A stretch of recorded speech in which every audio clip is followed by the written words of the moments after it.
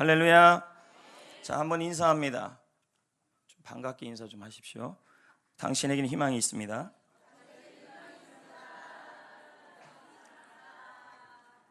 자, 전부 고개를 드십시오. 숙이지 마시고요. 하나님은 우리 교회를 사용하시고 저와 여러분을 축복하시는 줄 믿습니다. 저는 오늘 설교 제목을 처음 잡을 때 제목이 우리에게는 절망이 없다였습니다. 그래서 혹시 이런 명언이 있나 한번 찾아봤더니 명언은 없고 노래가 있었습니다. 이미자 씨와 남일희 씨의 노래였습니다. 이미자 씨가 부른 노래 절망은 없다, 남일희 씨가 부른 노래 나에게는 절망이 없다. 그래서 저는 노래 가사를 검색해 보았습니다. 자, 고개를 좀 다 드십시오. 가사를 검색해 보았습니다. 봤더니 이별의 아픔이나 그리고 이별의 아픔이 있어도 나에게는 절망이 없다, 이런 이별의 노래였습니다. 혹시 이 노래를 아십니까? 그래, 이렇게 얘기하셔야 합니다. 이 노래를 아시면 여러분들은 이미 신세가 되는 것입니다. 자, 고개를 좀 들었으면 좋겠습니다. 네. 성도 여러분, 절망은 이별, 남녀 이별로만 있는 것이 아닙니다. 전 세대에 걸쳐 나타나고 있습니다. 10대는 학업과 진로 그리고 대인관계 등으로 힘들어하고 있고 20, 30대는 생기발랄해야 될 젊은이들이 지금 절망의 세대 속에 살고 있습니다. 젊은이들의 자살과 이민 신청이 날이 갈수록 늘어나고 있다고 합니다. 더불어 중년 세대 30대부터 여러분 중년이 60대까지로 바뀌었답니다. 60대. 이 중년 세대는 샌드위치 세대입니다. 젊은이들도 아니고 그렇다고 노년도 아닙니다. 앞으로 나아가기도 뒤로 돌아가기도 애매한 상황입니다. 가정적으로 사회적으로 뭔가 얻은 건 있습니다. 하지만 여전히 경제적, 사회적, 심리적, 신체적으로 불안하고 고독한 세대가 이 중년 세대입니다. 제가 이제 중년이니까 자꾸 중년에만 마음이 가는 겁니다. 맞죠? 그리고 나이가 들어가면서 우리 사춘기도요, 나이가 들어가면 몸이 바뀌잖아요. 근데 우리도 그래요, 여러분. 우리도 이제 예전의 몸이 아닙니다. 그러니까 마음에 뭐가 자꾸 오냐면 왜 이렇게 몸이 이렇게 되지? 그러면서 이게 적응을 못하는 겁니다. 맞지요, 중년 세대들? 그렇습니다. 그러면 60대 이상 노년 세대는 어떨까요? 외로움, 건강, 경제적 어려움, 질병, 가정 불화, 이것이 노년 세대의 가장 큰 걱정거리라는 것입니다. 오늘날 우리나라는 10년째 OECD 국가 자살률 1위, 노인 자살률 1위인 나라가 되었습니다. 이런 이야기를 하다 보면 전 세대들이 절망의 상황에서 있는 것은 분명합니다.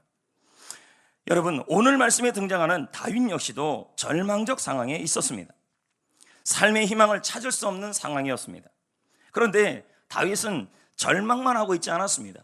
저는 오늘 말씀을 준비하면서 이런 문장이 생각이 났습니다. 절망적인 상황은 있을 수 있다. 그러나 절망은 없다. 왜? 오히려 우리에게는 희망이 있다. 다시 말씀드립니다.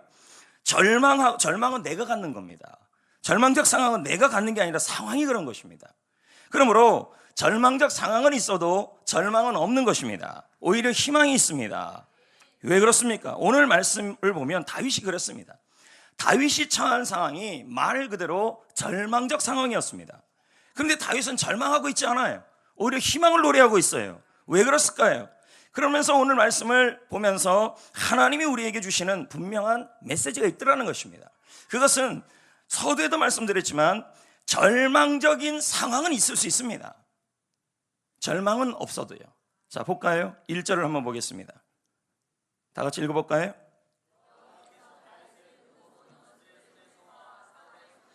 자, 그러면 다윗이 지금 자신의 경험을 시편 18편의 서두에 기록하고 있는 것입니다. 주제를요. 자신이 원수들과 사울로 인해서 절망적 상황이 있었음을 고백하고 있는 거예요. 다윗은 사울에게 왕이 될 거라는 예고를 들었습니다. 그 후 다윗 인생은 많은 고통이 있었죠. 그것도 1년, 2년이 아니라 10년이 넘게 그러한 절망적인 상황이 있었습니다. 이 일이 계속되는 겁니다. 사울과 블레셋, 그의 아들 압살롬까지 다윗을 계속 힘들게 하는 것입니다. 열심히 살아보려고 하는데, 믿음으로 살아보려고 하는데 오히려 주위 사람들이 못 살게 굴고 다윗은 도망자 신세가 되었습니다. 성도 여러분, 다윗은 자신의 이 상황을, 절망적 상황을 이렇게 설명하고 있습니다. 4절, 5절에 볼까요? 다 같이요. 비유적으로 설명하고 있습니다. 자기의 상황을요. 자, 이 말씀에 보면요, 절망적 상황은 지금 설명하고 있다는 것입니다. 그러나 절망은 안 해요. 자, 볼까요? 무슨 줄이 시작?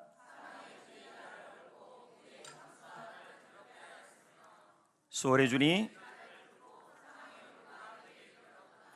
예, 이게 줄이라는 말은 굵은 줄을 말하는 것입니다. 사망의 줄이 나를 얽었다. 얽었다는 말은 그 줄이 나를 포위했다는 말이에요. 그리고 불의의 창수에서 이 불이라는 말은 파괴입니다. 다윗에게 이 파괴라는 창수라는 말은 비유적으로 설명했는데 급한 급류예요. 갑자기 일어난 거예요. 두렵게 하다라는 말은 습격했다는 말이에요. 파괴의 창수가, 불의의 창수가 다윗을 습격해버렸다는 겁니다. 수월, 다음에 뭐라고 나왔어요? 수월의 줄이라서 수월 역시도 죽음과 파멸을 뜻합니다. 올무라는 말은 덫을 놓는다는 의미가 되는 거죠. 다윗은 목숨을 끊고 싶을 정도로 모함을 받았습니다. 사방이 그를 모함한 겁니다. 파괴의 급류가 다윗을 덮어갖고 압도하고 있었습니다. 다윗의 생명, 다윗의 가정, 다윗의 공동체 모두 무너뜨리고 있었습니다. 파멸될 상황이 다윗을 에워쌌습니다. 다윗은 숨 쉴 틈 없이 공격을 당하고 있었던 것입니다. 절망적 상황입니다. 그러나 다윗은 이 상황을 벗어날 힘이 없어요. 왜요? 여러분 보세요. 사망의 줄이, 사망의 올무가, 파괴의 올무가 자신을 올가맸는데 올무는요 비틀수록 더 조여오는 것입니다. 내 힘으로는 벗어날 수 없는 상황이라는 것입니다. 여러분은 혹시 모함을 당해본 적이 있습니까? 파괴의 급류로 생명과 일터와 가정과 직장이 무너져 본 적이 있습니까? 아니면 침몰할 상황 속에 있은 적이 있습니까? 숨 쉬기도 어렵죠. 이런 상황입니다. 문제는 벗어날 수 있으면 좋은데 벗어나기가 너무 어렵다는 게 문제입니다. 벗어나면 벗어날수록, 벗어나보려면 벗어나볼수록 더 조이고 오는 것이 바로 이런 상황이라는 것입니다. 다윗은 절망적 상황에 있었습니다. 절망적 상황, 내 힘으로 벗어날 수 없는 상황, 벗어나고 싶은데도 벗어날 수가 없어요. 이게 절망적 상황이에요. 그럼 절망은 뭔데요? 끊을 절자에 바라볼 망자입니다. 절망이란 말은 더 이상 앞일에 좋은 결과를 기대할 수 없는 마음이 바로 절망이에요. 성도 여러분, 저와 여러분 모두 절망적 상황은 있을 수 있어요. 내 힘으로 벗어날 수 없죠. 극복할 수 없죠. 그런데 여러분, 마음으로는 절망하면 안 돼요. 절대로 절망이라는 단어가 있으면 안 돼요. 왜요? 절망하면 더 이상 길이 없어요. 절망적 상황은 내가 어쩔 수 없어도요, 내가 절망해버리면 더 이상 방법과 길이 안 나와요. 절망적 상황은 있을 수 있습니다. 그러나 절망은 없어야 돼요. 왜요? 에스겔서 37장 11절은 이렇게 설명합니다. 자, 한번 읽어볼까요? 표준서 번역은 이렇게 해석해요. 우리의 희망도 사라졌으니 우리는 망했다. 무슨 말이에요? 절망하면 끝난다는 거예요. 절망하면 그냥 끝장 나버린다는 얘기예요. 롱펠로우의 구주날이라는 시가 있습니다. 시는 이렇게 시작합니다. 날은 어둡고 음산한데 인생은 춥고 어둡고 음산한데 비는 오고 바람은 멎지 않는다. 내 마음 쓰러져가는 과거 위에 아직도 매달려 있건만 비바람 칠 때마다 청춘의 희망 뭉텅이로 진다. 잠잠하라 슬픈 마음이여 불평을 말라 구름 뒤에 아직도 태양이 빛나고 있거늘. 이처럼 인생이란 굳은 날이 있다라는 말입니다. 어둡고 비오고 음산하고 흐리고 내 인생의 태양이 다시 떠오를 만한, 내 인생의 태양을 기다릴 만한 힘조차 없을 때가 있습니다.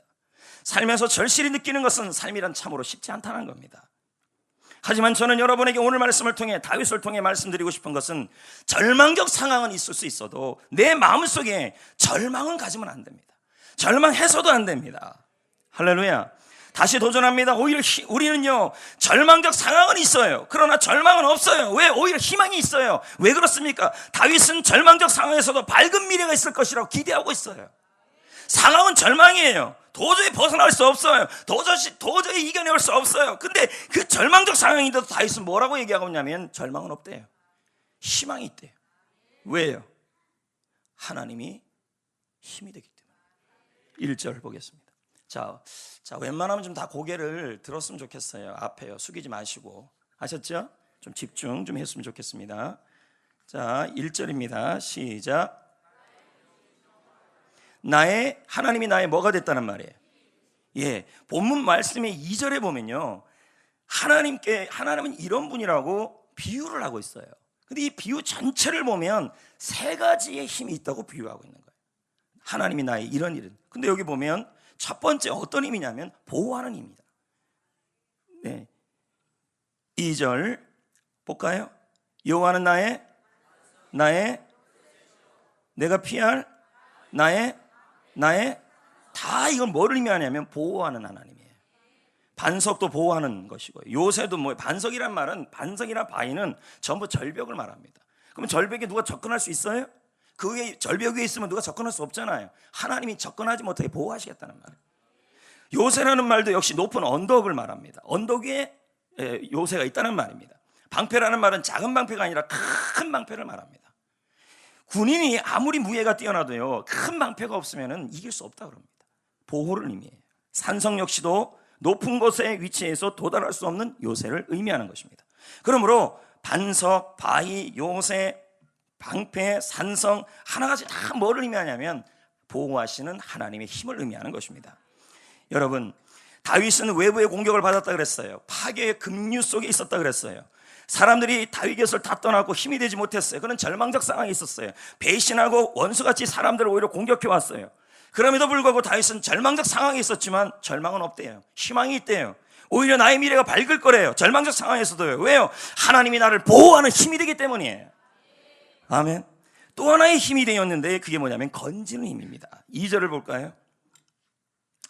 여호와는 나의 구원이 건지는 거잖아요. 뿔이라는 건 뭐예요? 힘과 능력을 의미하는 거예요. 그럼 뭡니까? 지금 다윗은 죽음의 줄이 조여오고 있었어요. 파멸의 올무에 걸려 있었어요. 이 질에서 벗어나고 싶지만 벗어나려고 하면 할수록 몸도 마음도 조여왔습니다. 나는 벗어나고 싶은데 못 벗어나요. 발버둥을 치는데도 더 힘이 들어요. 이 상황, 이 파멸의 상황을요. 주위에서 도울 힘이 있으면 좋은데 도울 힘이 없어요. 그럼에도 다윗은 말하기를, 내가 지금 절망적인 상황에 있지만 나는 절망은 없다, 희망은 있다, 나의 미래가 밝다. 왜? 하나님이 이 파멸의 올무에서 나를 건져주시는 힘이시기 때문이란 말이에요. 아멘. 이해되시겠습니까? 우리는 절망적인 상황에 있어도 우리는 절망이 없어요. 희망이 있어요. 우리에게는 희망이 있어요. 절망적인 상황에서도 있어요. 왜요? 하나님은 나의 힘이십니다. 어떤 힘이요? 건지시는 힘입니다. 세 번째는요, 이기는 힘입니다. 2절을 보겠습니다. 여호와는 나의 하나님이시요. 여기서 하나님이라는 단어가 뭐냐면 엘로힘입니다. 엘로힘은 뭐냐면 전능하신 하나님이에요. 승리를 주게 하시고 이기게 하시는 전능하신 하나님의 뜻입니다. 다윗은 생명, 가정, 공동체까지 무너질 절망적인 상황이었어요. 환경이었어요. 미래에 대한 기대도 할 수 없는 상황. 하지만 다윗은 희망이 없는 그 현실을 이기고 있었습니다. 다윗은 희망이 없는 그 현실을 승리하고 있었습니다. 왜요? 하나님이 힘이 되어주셨기 때문입니다. 하나님이 승리하는 힘이 되어주신 엘로힘, 전능하신 하나님이 되어주셨기 때문인 것입니다. 여러분, 하나님은 우리의 힘이십니다. 힘이 되십니다. 이기는 힘, 보호하는 힘, 할렐루야, 건져주시는 힘. 그래서 절망적인 상황이 있어도 절망은 없어요. 희망이 있어요. 왜요? 하나님이 나를 건져주시기 때문인 것입니다. 우리는 지금 절망적인 상황이 있을 수 있습니다. 미래에 대한 어떤 소망도 사라질 수 있습니다. 앞일에 대한 좋은 결과도 기대할 수 없을 수도 있습니다. 사는 게 힘들고 어려운 현실 속에 있을 수도 있습니다. 내 인생은 늘 흐리고 어둡기만 합니다. 10대는 10대대로, 20대는 20대대로, 청춘은 청춘대로, 중년은 중년대로 모두 다 심한 불안 속에 살아갑니다. 노년은 노년대로. 극기야는 절망의 급류가 쉴 틈 없이 우리를 계속 공격해 옵니다. 도저히 내 힘으로 벗어나고 싶은데 안 돼요. 벗어나려고 몸부림치면 칠수록 사망의 올무가, 절망의 올무가 나를 조여옵니다. 답답합니다. 무섭습니다. 두렵습니다. 힘이 듭니다. 하지만 여러분, 다시 한번 도전합니다. 지금 현실이 아무리 절망적인 상황에 있어도 절망은 없습니다. 희망이 있습니다. 절망하면 안 됩니다. 왜요? 그 절망적인 상황에서 하나님이 다윗에게 했던 말은 내가 너의 힘이라고 말했습니다. 보호하는 힘, 건져주는 힘, 이기는 힘. 절망적 상황을 그 누구도 건져줄 수 없어도 하나님은 건져줘요. 절망적인 현실을 이길 수는 없어도 하나님은 이기게 하여 주셔요. 희망이란 뭘까요? 사전에 보면 희망은 이렇게 설명합니다. 앞일에 대하여 좋은 결과를 기대하는 것이다. 절망적인 상황이 있어도 미래에 대하여 좋은 일이 있을 것이라고 바라보는 게 희망이에요. 아멘. 근데 현실은 그래요? 앞길이 불투명하잖아요. 두렵잖아요. 막막하잖아요. 미래가 확실치 않잖아요. 그러나 하나님은 분명히 말씀하고 있습니다. 하나님은 우리에게 밝은 미래를 줄 거라고 약속하고 있습니다. 예레미야 29장 11절, 여호와의 말씀이니라. 너희를 위한 나의 생각은 내가 하나니 평안이요 재앙이 아니라 너희에게 미래와 희망을 주려는 것이다. 공동번역은 이렇게 해석합니다. 나는 너희에게 나쁘게 하여 주지 않고 잘하여 주려고 이미 뜻을 세웠다. 밝은 앞날이 너희를 기다리고 있다. 이는 내 말이다. 확실하다. 여러분, 하나님은 나에게 밝은 앞날을 주실 수 있는 분이십니다. 절망적인 상황에서 다윗이 그랬어요. 그럼 히브리어로 희망이 뭔데요? 똑같아요. 찬양의 의미와. 뭔데요? 집요하게 우격다짐으로 희망을 주장하는 거예요. 보니까 어떤 상황인데요? 도저히 희망이 나올 수 없는 상황, 절망적인 상황인데 뭔가를 붙잡는데요. 그 뭔가가 뭔데요? 하나님이 나의 힘이라는 거죠. 그 뭔가를 붙잡고 우격다짐으로 희망을 주장하는 거라는 거예요. 오늘 본문에 보면 그래요. 다윗이 뭐라 그러냐면 하나님, 자기는 절망적 상황인데 마치 계속 찬양을 해요. 바보같이 미친 듯이 희망을 주장해요. 여호와는 나의 힘이라, 나의 반석이라, 나의 요새라, 나의 힘이시라, 나를 건지시리라. 그렇게 계속 바보같이 쫑알쫑알 된다는 거죠. 여러분, 이런 사람이 역사를 이루어요. 근데 문제는요, 6절에 보세요. 그 소리를 여호와께서 들었다, 이렇게 나와요. 들었다. 3절에 구원을 일으켰다. 결국 누구한테 힘이 되어줬단 말입니까? 결국 누구를 건져주고 누구에게 승리를 주고 누구를 하나님께서 보호하셨다는 말이에요. 절망 중에서 찬양하는 사람이에요. 찬양을 뭐로 표현할 수 있는데요? 바로 절망 중에, 절망적인 상황에서도 하나님은 나의 힘이다. 오늘 이제 오후에 강인훈 목사 그 얘기 하겠죠. 분명히 할 게 그겁니다. 하나님의 말씀으로 말해라, 기도해라. 그러면 여러분, 하나님의 말씀이 뭔데? 다윗은 하나님 말씀으로 기도했어요. 말했어요. 그게 뭔데요? 여호와는 나의 힘이라. 이게 하나님의 말씀이에요. 절망 중에 여호와는 나의 힘이라. 나를 건지신다, 나를 보호한다, 나를 승리 주신다, 나의 미래는 그래서 밝다. 이렇게 말해야 돼요. 마치 바보처럼, 미친 사람처럼 그렇게 말해야 돼. 하나님의 귀에 들린대. 그리고 하나님은 듣고 구원을 주신다. 예수님도 동일한 얘기를 하십니다. 마가복음 11장에 보면 무화과 나무가 모두 시들어져 있어요. 그럼 여러분, 메말라 있고 시들어 있으면 이거는 인간이 할 수 있는 상황이에요? 아니잖아요. 어떤 기대도 할 수 없는 상황, 말 그대로 절망적 상황이에요. 그렇잖아요. 사람의 힘으로 이 나무를 소생시킬 수 있어요? 근데 예수님이 뭐라 그래요? 절망적 상황에서 절망적 상황은 있어도 절망은 하면 안 돼요. 뭐라 그럽니까? 마가복음 11장 22, 23절에 이렇게 얘기합니다. 하나님을 믿으라. 여러분, 이 믿다는 말도요, 계속형이에요. 계속 미친 듯이 믿으라. 바보처럼 믿으라. 누가 뭐라 그래도 바보처럼 하나님을 믿어보라.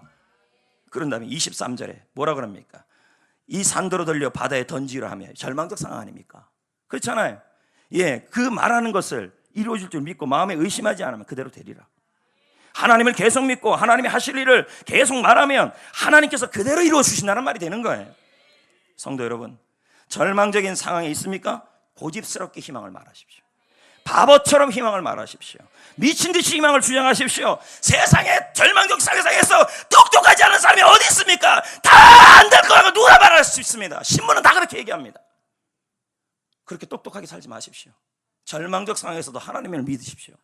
하나님의 말씀을 믿으십시오. 바보같이 미친 사람처럼 우격다짐으로 고집스럽게 희망을 말하셔야 돼요. 하나님의 말씀을 말해야 됩니다.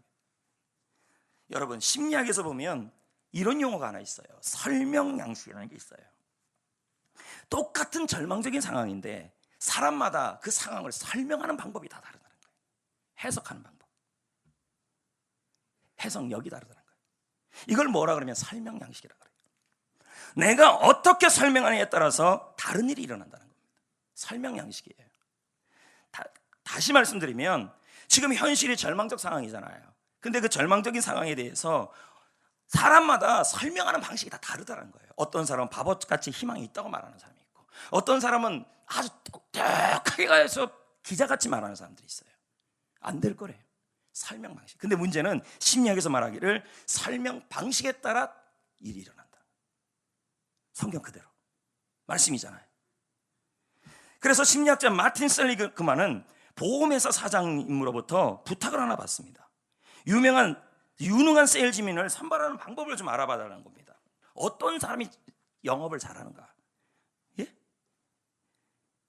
매년 5,000명의 신입사원이 들어오는데 무려 반 이상이 1년 이내 회사를 그만둔다는 거예요. 그래서 이 심리학자가 유심하게 신입사원들을 쫙 보기 시작했어요. 성공적인 세일즈맨과 아주 실패한 세일즈맨 간의 차이가 있다는 거예요. 보험 직원들의 차이. 설명 방식이었어요. 고객들에게 보험 가입을 권유하잖아요. 그렇죠? 그럼 거절할 수 있잖아요. 태도가 달라요. 방식이 달라요. 설명 방식, 입에서 방식이 달라요. 중얼거림이 다르다는 거예요. 혼자 중얼거리면서요, 자기 말 방식이 확연하게 다 차이가 나더라고요. 이 심리학자가 보니까 그렇답니다. 뭐라 그러냐면 비관적인 사람들은 이렇게 설명한대요. 난 역시 안 되나 봐. 재수 없어. 이렇게 설명해요. 희망을 말하는 사람들은 어떻게 얘기하냐면 그 사람이 거절했잖아요. 근데 이렇게 말해요. 다음에 나 찾아줄 거야. 거절 받았는데도요. 설명 방식이 달라요. 이미 다른 사람이 이게 아마 보험을 가입했나 봐. 근데 그것도 다 가입한 게 아니라 부분만 가입했을 거야. 설명 방식이 달라요. 더 충격적인 일이 뭔지 아십니까? 절망적인 상황에서도요, 희망을 말하는 사람, 다른 말로 말하면 바보같이 미친 듯이 미친 사람처럼 희망을 말하는 사람이 계약 실적이 자그마치 638%가 높았다는 거예요. 이런 차이가 나요. 우리 교회도요, 지금 뭐 영업하는 분들 많잖아요. 제발 좀 설명 방식을 바꾸셔야 돼요. 네? 그리고 또 이런 분이 있어요. 이번 열린 모임은 또 안 될 거야. 게스트가 안 올 거야. 미리 설명하고 있어요. 안 돼요, 그러면요. 이미 본인이 벌써 거절받 전도했는데, 게스트에게 전도했는데 말해. 게스트가 안 온대요. 맞아. 난 역시 뒤로 넘어져도 꼭 깨지는 사람이야. 이렇게 설명하는 분들이 있어요. 근데 게스트가 안 온다 그래요. 그럼 설명 방식을 바꿔야죠. 절망적 상황 아닙니까? 나의 미래는 밝을 거야. 우리 셀은 밝을 거야. 하나님이 밝게 하실 거야. 하나님이 나의 힘이 되어 주실 거야. 승리하게 할 거야. 계속적으로 바보같이, 미친 듯이, 미친 사람같이 고집스럽게 희망을 말해야죠. 아멘. 결국 그런 일들이 일어나는 거 아닙니까? 그래서 교인들도 마찬가지예요. 교회에서요, 직분자를 쓰거나 사역자를 쓸 때 정말 아무나 쓰면 안 돼요. 왜냐하면 분석을 잘하는 사람보다 어떤 사람이 필요하냐면 바보같이, 미친 듯이, 미친 사람처럼 어떤 상황에서도 비전을 공유하며 희망을 말하는 사람이 바로 좋은 일꾼이에요. 저는 그런 일꾼들을 원하는 겁니다. 좀 전에 살펴본 김미호 씨 맞죠? 싱글맘이었다 그랬죠? 아이가 몇 명? 3명. 결혼했는데 누구랑 결혼했어요? 총각. 이런 어떤 기적 같은 일이 어떻게 일어났어요? 근데 그 남자가 또 알아봤더니 또 대박 났어요. 주지사? 당선되고 또 암 걸려요? 난 역시 이때 이제 설명 방식이 나오는 거예요. 나는 뒤로 깨져도 코 깨지는 사람이야. 이렇게 설명합니까? 절대 그렇게 안 했어요. 지난주에 강인훈 목사가 뭐라 그랬습니까? 이 여자의 차이가 뭐였다 그랬어요? 항상 그 신문에 봐도 같은 말에 늘 살아있는 말, 희망의 말을 했어요. 그게 그녀의 장점이었다 그랬어요. 그녀는 절망적인 상황이 있었지만, 도저히 자신의 힘으로 할 수 없는 상황이 있었지만, 그녀는 자신이 할 수 있는 일이 있었다는 거예요. 그게 뭔데요? 설명 방식이 달랐어요. 절망적인 상황을 희망으로 설명하기 시작해요. 마치 남들이 보면 바보죠. 싱글맘에다가 애는 분유값도 없는데 그리고 앉아있죠. 근데 입에서는 계속 말해요. 희망이 있다, 희망이 있다. 바보 아닙니까? 여러분, 우리가 현실을 분석할지 몰라서 다 그렇게 분석합니까? 열정탐구처럼요. 그들은 나보다 거인입니다. 우리는 메뚜기입니다. 주님이 원하는 게 그런 겁니까? 아니잖아요. 주께서 함께 하시면 그들은 우리의 밥이다, 이걸 원하시는 거 아닙니까? 바보가 좀 되셔야 돼요. 하나님의 일꾼은, 하나님이 쓰는 사람들은 하나같이 뭐냐면, 하나님 이 절망적인 상황에서도 뭘 얘기하는 사람이냐면 희망을 말하는 사람이에요. 하나님은 나의 힘이다. 아멘. 싱글맘에서 나를 건져주실 것이다. 남편을 당선되게 할 것이다. 남편의 병을 고쳐주실 것이다. 이 여자는 마치 바보같이 미친 듯이 설명을 했습니다. 그녀는 절망적인 상황에서도 바보처럼 희망을 말했고, 희망이 없고 지옥 같은 환경에서도 고집스럽게 반복적으로 희망의 말을 했어요. 하나님의 말씀 오늘 오후에 또 합니다. 빠지지 마시고 들으세요. 좋은 강사 모시고 왔는데 다 참여해야 될 거 아닙니까? 인생 바뀌는 중요한 순간들 아닙니까? 결국은 하나님이 어떻게 하셨습니까? 희망의 말대로 이루어주신 거 아닙니까? 차동엽 씨는 말합니다. 희망을 말하라. 될 수 있는 한 자주 떠벌리라. 희망을 선포하라. 혼자 우물 속에서 속삭이지 말라. 만천하에 말하라. 그것이 더 큰 성취의 파장을 일으킬 것이다. 희망을 부르면 희망이 내게 온다. 지옥 같은 환경에 있습니까? 망하고 끝나고 무너지고 실패할지 모릅니까? 부당한 대우를 받고 질병으로 고통받고 있습니까? 다 절망적 상황입니다. 절망적 상황이란 내 힘으로 회복하지 못하는 상황입니다. 그런데 어떻게 해야 돼요? 하나님은 그래도 뭐라 그럽니까? 힘이 되어 준다잖아요. 건져 주신다며요. 승리를 주신다며요. 보호해 주신다며요. 그리고 나의 미래가 밝을 거래요. 그럼 내가 어떤 사람이 그렇게 해준다는 말이에요? 환난 중에 찬양하는 사람. 고집스럽게 희망을 말하십시오.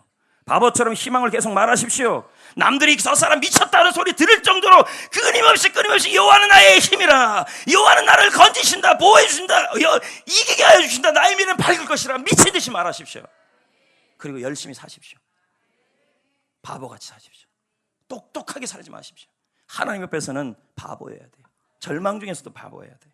오늘은 셀리더 파송식을 합니다. 3부 예배 때 하죠. 원형 셀리더와 기도와 세론 전체의 동역이 있었습니다. 한 명의 셀리더를 훈련하여 파송하기까지 쉽지 않습니다. 번식을 기대하기는 쉽지 않은 거죠. 말 그대로 이런 척박한 환경에서 번식한다는 건 기대하기 어려운 상황입니다. 세론들이 매주 셀 모임과 주일 예배에 8명에서 12명이 참석해야 되고, 예비 리더가 제자 훈련을 받아야 되고, 받은 레비드는 이제는 앞으로는 이렇게 세웁니다. 해피코스를 통해서 세례를 주는 게스트가 있는 리더만이, 예비 리더만이 이제는 번식 대상이 됩니다. 이제 이렇게 다 바꿨습니다. 왜? 그냥 자꾸 해버리니까 셀이 자꾸 없어져요. 그리고 셀이 열린 모임이 안 돼요. 한번 애 낳은 경험들이 없으니까. 그래서 좀 바꿔가기 시작했습니다. 또 이제 어린이 꿈 축제를 5월 5일 날 준비하는데, 여러분 이 상황에서 이거 하기가 쉽지 않아요. 비용도 많이 들고. 계속 저는 선포하는 거예요. 이 지역의 어린이들을 섬기고 싶다. 예? 그러면서 동분서주 만나고 사람들 만나고. 여러분, 셀도 마찬가지 아니겠습니까? 이 셀이 이제 오늘 파송하는데 역시 희망이 있다고 제가 말한 겁니다. 우리 교회 안에 전체를. 그래서 이 셀이 나온 거 아닙니까? 그래서 한번 원형 셀 리더의 훈련의 고백과 번식 리더에 향한 권면을 한번 들어보겠습니다. 원래 이 더순정의 이름은 원래 정해진 게 아니라 최민영하고 제자 훈련하는데 최민영이 정했어요. 근데 의미 해석은 제가 했어요. 더 순종해라. 더 THE 정관사 더 확실하게 순종해라. 그래서 이름이 정해진 거예요. 고마워요. 이 모든 것을 이루신 하나님께 영광을 돌립니다. 전 성도들과 순정 셀 리더와 또 예비 리더 핵심 셀원들에게 감사드립니다. 앞으로 다른 셀에도 이런 번식이 일어나기를 축복합니다. 이제 말씀을 맺겠습니다. 지금 분명히 절망적 상황이 있을 수 있습니다. 지옥 같은 현실, 더 이상 길이 안 보이고 방법이 없고 내 힘으로 모든 일이 해결할 수 없는 그런 상황입니다. 절망적 상황이죠. 그러나 절망적 상황은 있어도 절망은 없습니다. 희망이 있습니다. 왜요? 하나님이 우리에게 밝은 미래를 계획하고 있기 때문입니다. 그리고 하나님이 힘이 되어 주십니다. 건져 주십니다. 보호하여 주십니다. 이기게 하여 주실 것입니다. 그러므로 절망적 상황에서도 희망을 바보처럼 중얼거리십시오. 지옥 같은 현실에서도 희망을 미친 사람처럼 말하십시오. 소망이 없는 상황에서도 희망을 찬양하십시오. 계속요. 그래서 두 가지를 하셔야 합니다. 절망적 상황에서도 희망의 말을 말하십시오. 바보처럼. 목회서신을 참고하셔서 하나님의 말씀으로 그대로 말하시면 돼요. 하나님은 나의 힘이시다. 건져주신다. 보호해 주신다. 이기게 하신다. 나에겐 밝은 미래가 있을 것이다. 그리고 시편 18편에 노래 있잖아요. 나의 힘이 되신 여호와. 그 찬양을 절망적인 상황에서도 바보처럼 미친 듯이 고집스럽게 우격다짐으로 부르십시오. 하나님은 내가 희망의 노래를 할 때 희망하는 일을 만들어 주시는 분이십니다.